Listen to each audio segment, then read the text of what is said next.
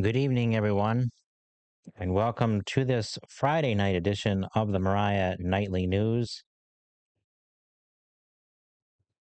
And from I am before I begin, at some point along the way, I had looked on our Podbean analytics. That's the way we get the show out to the podcasting platforms, and I saw that about a third or so of our downloads and whatever stuff like that came from Japan.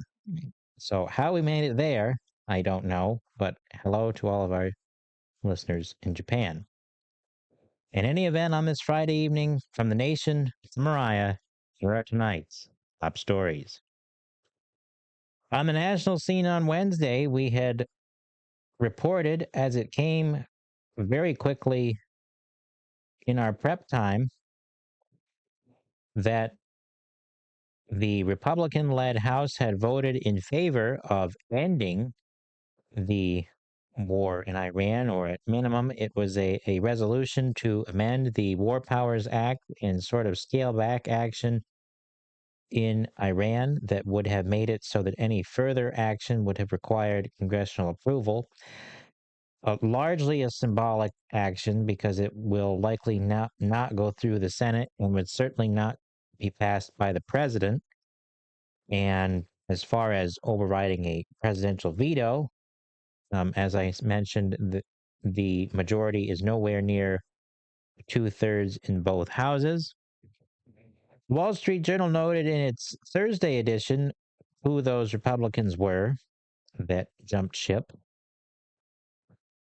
and one of them being the anti-Israeli Thomas Massie, who was just voted out of office by Republican voters. So a sitting duck Republican jumped ship, thinking he had nothing to lose, but when in reality, he was fired for going against Israel. That, of course, was my allusion to previous comments I made, so don't think I'm speaking out of context there, and you can go back and watch that episode there. The negotiations appear to be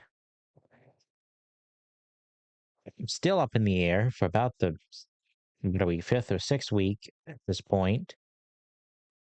Basically, I liked the one commentator that I follow regularly said the memo of understanding has become the memo of uncertainty, and very much that is the case.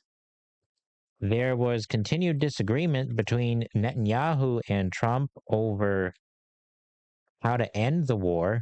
And as I noted Wednesday, it flew in the face of anything to do with the notion that Trump was at Israel's beck and call, or that Netanyahu was pulling the strings, or any of that stupidity, because of the fact that they are very much sharply disagreeing, very sharply, and more so than I had realized on Wednesday, with some of the things that the president was saying about Netanyahu.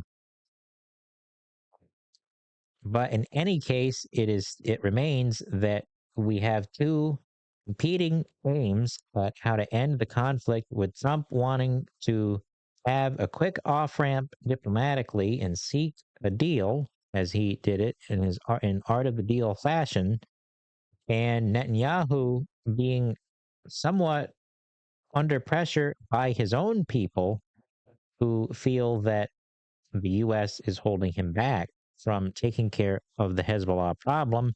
They very much want, as we've noted previously, want to be done with the whole Iran, Hezbollah, Hamas issue and with terrorism right at their border, literally at their border.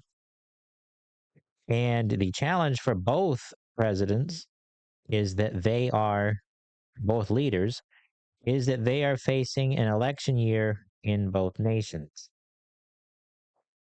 So we are following that, of course, very closely, and noting that president has fared well in his primary victories, going back to my earlier comment about Thomas Massie, winning at least 8 out of 8. But that is an old number that I'm sure has gone up at this point. with our primary here in New York being just a couple of weeks away on June 23rd. But that is likely that number has changed since that was reported, probably at least well over a week ago by now.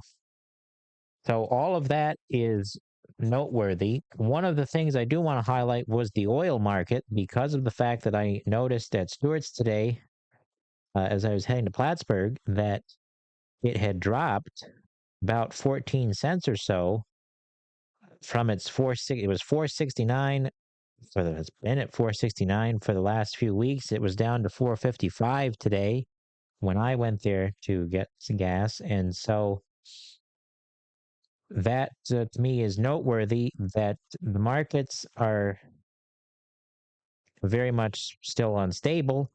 But what was noteworthy is that the Wall Street Journal continues to follow the pattern that not only the American oil companies, but nations like Saudi Arabia, Iraq, and the United Arab Emirates are all looking for options to bypass Iran and the Strait of Hormuz that would all vastly reshape global oil going forward, regardless of how this all plays out.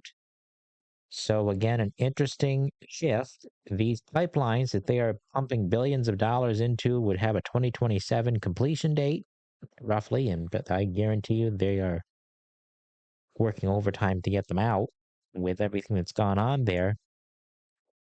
So that would remove a bargaining chip from Iran. Still following reports on the economic situation there, the Wall Street Journal, of course, noted, and we noted, that it is crumbling. So I just note that to stay up to date and to just not take with a grain of salt some of what the mainstream media reports. As I noted, the statement from Hakeem Jeffries on Wednesday, and that is about where most of the media world stands. I'm thinking that Trump somehow made all this up rather than dealing with problems as matters of foreign policy. Now, again, I do think there are some questionable things there in his dealings with Netanyahu, and really I would I would prefer that he finish the job, as I have stated, but for whatever reason, that's being held up, likely because of some of the negotiating team around the president. In any case, we will follow that, and you can stay on this channel for more on that. Here locally, the big story was coming out of Ticonderoga last night for the zoning meeting that took place. And footage was obtained through our Ticonderoga correspondent, Lori Messing, who was on hand to cover the event for us. And the concerns of, it appeared to be on the surface a status quo meeting, and there is some merit to that. However, I want to highlight what I saw in the beginning phases of that meeting. And that was a couple who came forward mainly because the woman wanted to. Let me see if I've got some chicken scratch here, but basically, as the gentleman explained, all she wants to do is sell baked goods. So this is basically, it was a bread cart or a bread stand, something like that. And she was interrogated profusely by this zoning board over this issue. When this is at her residence, this would be it is somewhat akin to a farm stand for agriculture, is what it sounded like. It didn't quite sound like that. It sounded a lot smaller than even some of what those vegetable and farm stands are.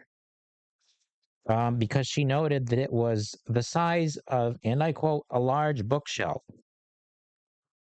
And so again, it's fairly small by the sounds of it.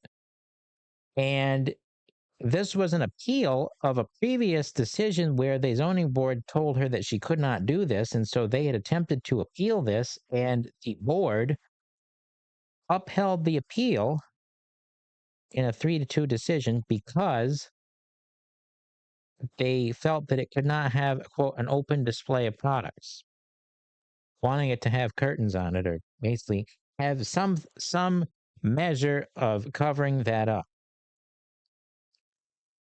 Now, why that is when you have farm stands doing that, of course, they tried to claim that it was not the same thing because it's non-agricultural, which is usually in some way how the law works. Usually they do give special, be that federal, state, or local, some type of special privilege to agriculture, and that to me is fine because we need food. But if that's the case, I still want to ask the question of why this interrogation here when reports are coming in that there was very little of this same level of interrogation when these solar panels and BESS projects were being proposed in the same manner to the same board. And I don't want to say where those are coming from, but you get the point, because that just to me seems quite honestly ridiculous and stupid. And I will probably refrain from saying any more on that because I think the evidence speaks for itself. There is video footage out there from our Ticonderoga correspondent, Lori Messing, via her own Facebook page, but I will plan on putting that here on the Moriah channel's page to get that out so you can see just how nonsensical it is for yourself. And I don't usually get that far into local issues, but sometimes you have to call a spade a spade. Now, on a more, I'd say personal note, but on a more, again, going back to the national note, I wanted to leave a good segment of time to spend because tomorrow is June 6th. And looking at my notes, I did not have anything else to cover.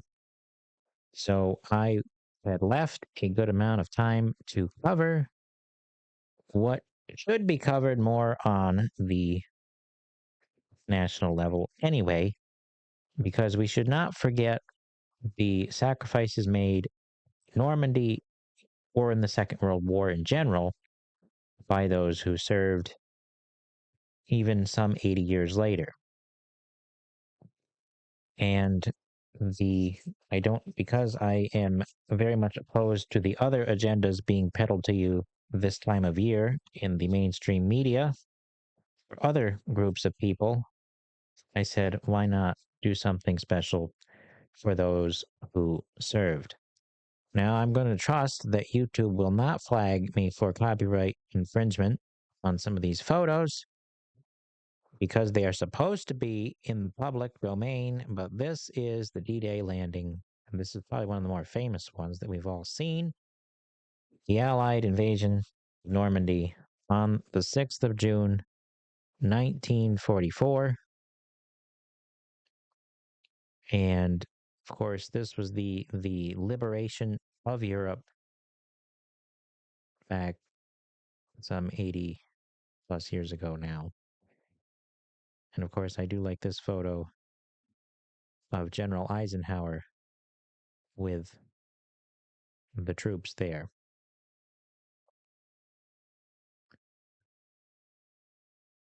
I did not bring it up. I have some reading material here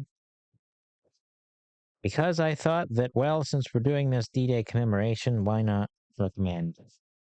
If you would like something to read, though it is a thick tome, well, somewhat thick, that is probably the standard account, if you can see it there. That is Stephen Ambrose's D-Day. I mean, I've used it in papers, college, and whatnot. It is very much the standard for that history there for the day. not the only one, but the most well known. This one I'm reading right now, this is Inferno by Max Hastings. This is I believe a British, I think he's British. So he would be both journalist and historian, but it is very well written. That is the general history of the war, and not as dense, not as dense as you might think. Most people think history is dry, but many times they can be very riveting and good. If it's good writing, it can be good. I had my own D-Day paper to show you from my college days, but I could not print it out in time. But that is certainly available if anybody would like to look at that.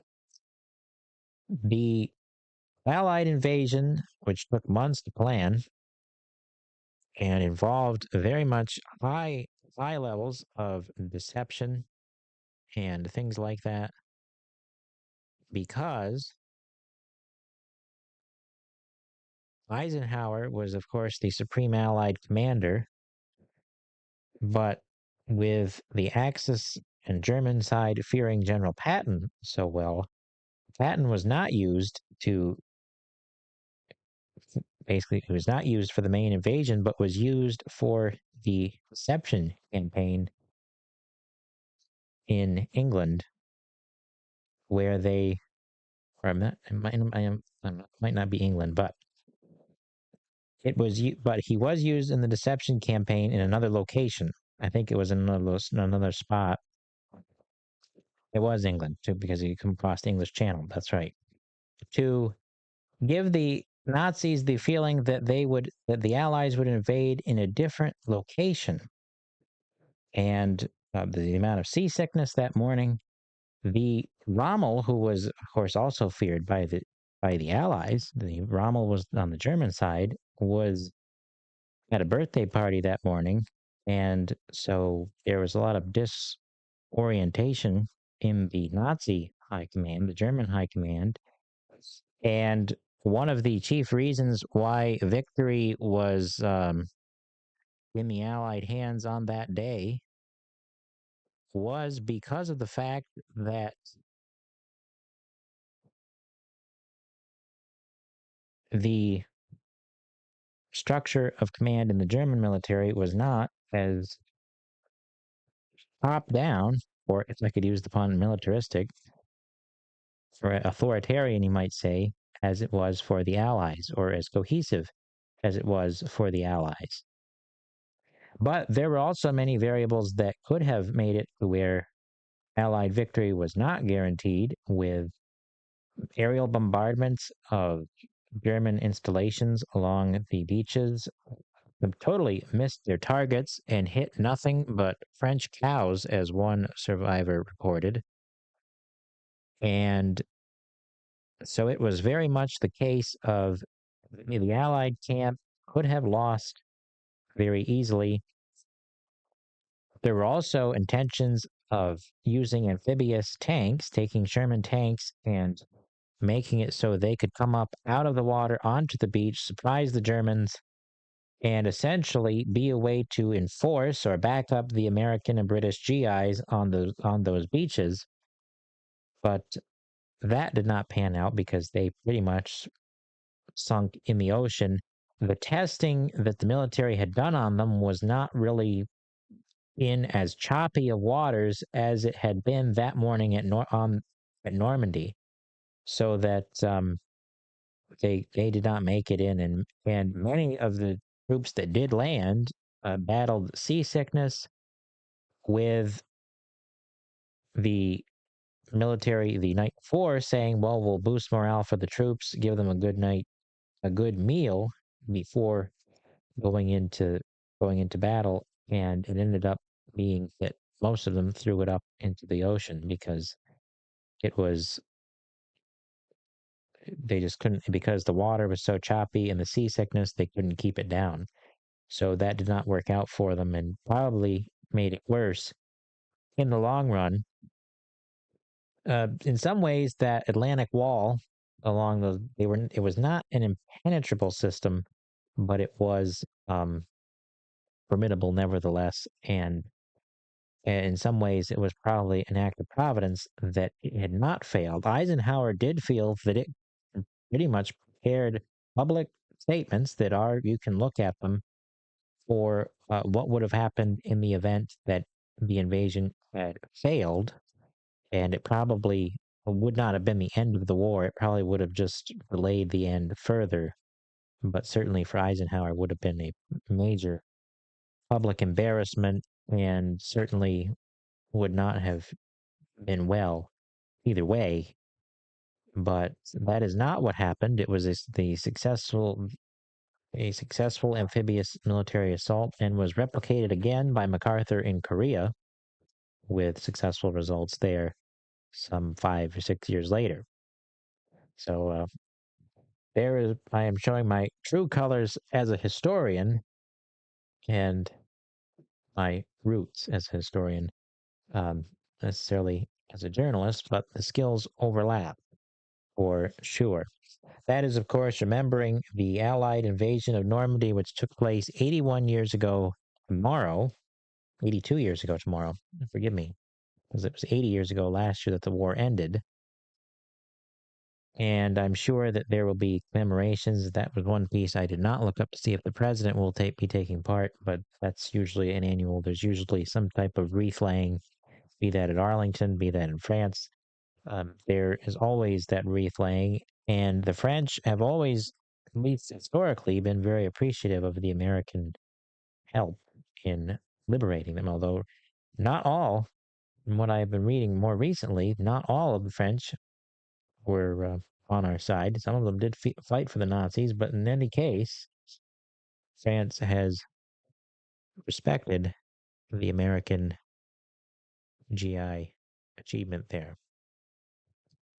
So that is the invasion of Normandy some 82 years later, and thanking all who served in the Second World War and following to the present day.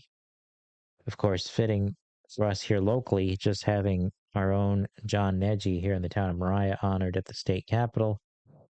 I believe the last World War II veteran left here in Moriah, and I'm not sure for our surrounding communities, but that would be interesting to find out as well. So, for all that's going on in the world, we certainly remember those who have not only paid the ultimate price, but for all who served and returned home.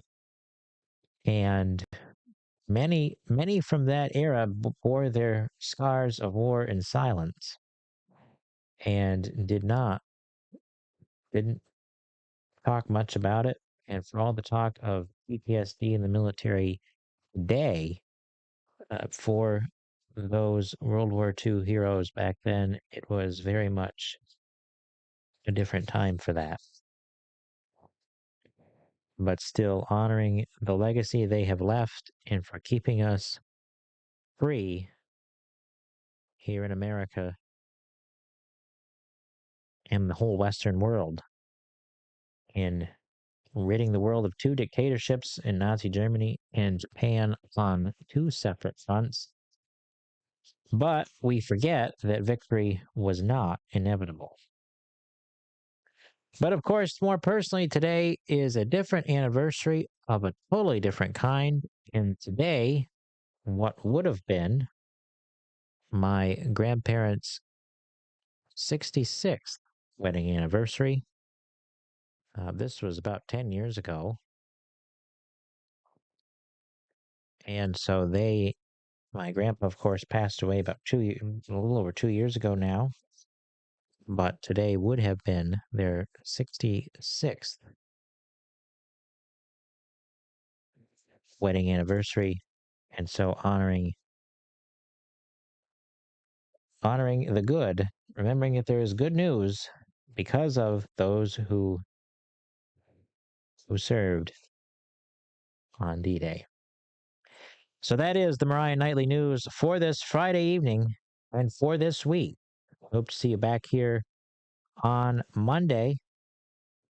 And be sure to like, subscribe, and share us all over Facebook, YouTube. We are on TikTok and those other platforms, although I have not posted on there in quite some time.